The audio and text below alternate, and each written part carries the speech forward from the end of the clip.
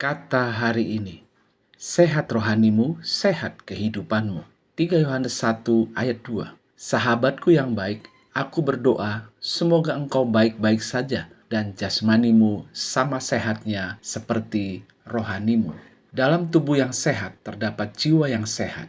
Rohani sehat, maka segala sesuatu akan sehat dan baik. Itulah doa yang ditulis oleh Yohanes kepada Gaius, menekankan bahwa kita orang percaya hendaknya mempunyai kehidupan rohani yang baik. Bagaimana kesehatan rohani kita? Amsal 4 ayat 23 mengatakan, jagalah hatimu dengan segala kewaspadaan, karena dari situlah terpancar kehidupan. Orang baik akan mengeluarkan hal-hal yang baik dari perbendaharaannya yang baik. Jadi setiap kita yang sudah mengalami Yesus secara pribadi dan menjadikan Yesus sebagai Tuhan dan Juru Selamat, memiliki hati yang sehat karena ada Roh Kudus yang diam dalam kehidupan kita. Inilah gambaran hati manusia. Ketika firman Tuhan berada di luar manusia itu, maka yang ada di dalam manusia itu adalah hal-hal yang buruk. Sebaliknya, ketika firman itu, Roh Kudus itu, Yesus sebagai Tuhan dan Juru Selamat ada dalam hati kita, maka segala yang jahat akan keluar dari dalam hati kita.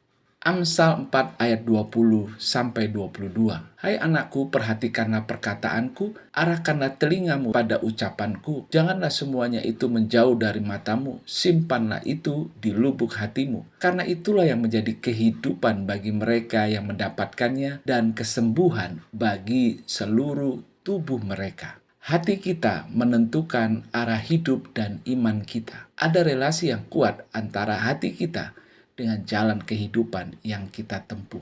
Dunia mengatakan bahwa kecerdasan dan intelektual kita yang menentukan jalan kehidupan kita. Tapi firman Tuhan mengatakan bahwa hati kitalah yang memiliki peranan dan kunci menentukan kehidupan kita. 1 Yohanes 3 ayat 9 mengatakan, setiap orang yang lahir dari Allah tidak berbuat dosa lagi, sebab benih ilahi tetap ada di dalam dia, dan ia tidak dapat berbuat dosa, karena ia lahir dari Allah.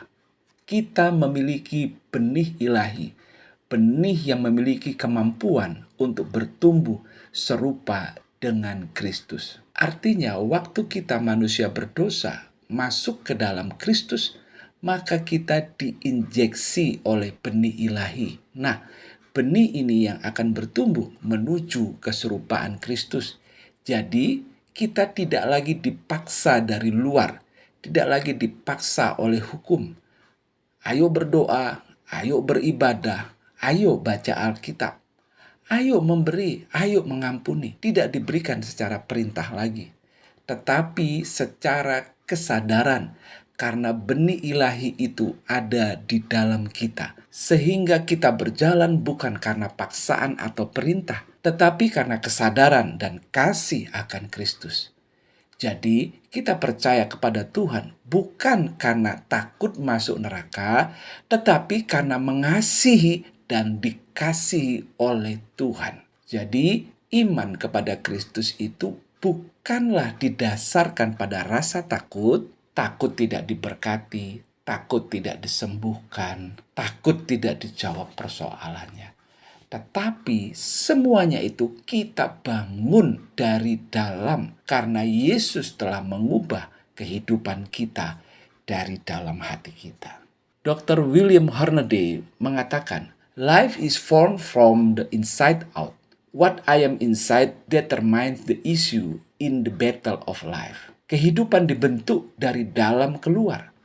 Apa yang ada di dalam diriku menentukan hasil peperangan kehidupan. Akhirnya, kerohanian yang sehat membentuk kehidupan yang sehat.